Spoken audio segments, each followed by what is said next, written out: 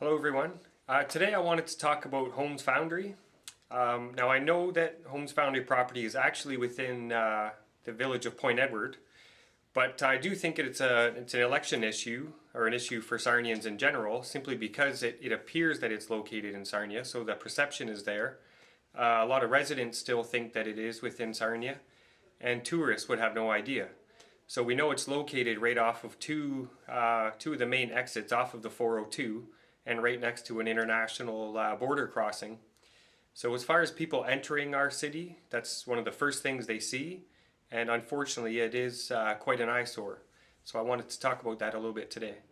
So we know that the village of Point Edward wants to see the site cleaned up. I was reading in an article that they're hoping they can do this through the Property Standards Act, but as I mentioned, there's a lot of confusion of who actually owns the property. So it looks from an even more recent article that it's heading back to court. So we have no idea what the timeline would be on this. And I was reading one article from 2012 that mentions a cleanup plan from the village.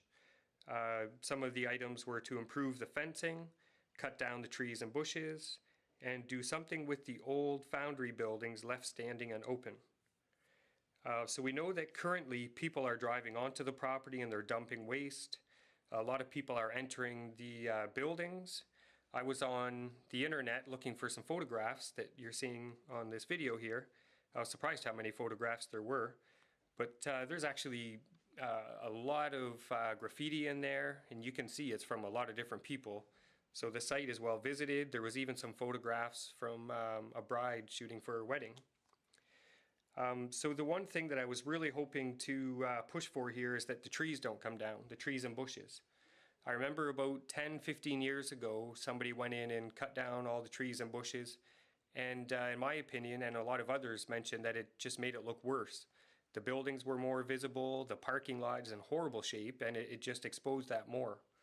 So I do believe that a lot of the areas are actually starting to look quite good with the greenery. But I do 100% believe that we need to close in the fencing to try to limit the access, and if possible have those buildings removed. They're extremely dangerous. You can see a lot of ductwork has fallen down. There's I don't know if it was skylights in the ceiling, but if people are up on the roof, there's a lot of people into urban exploration nowadays.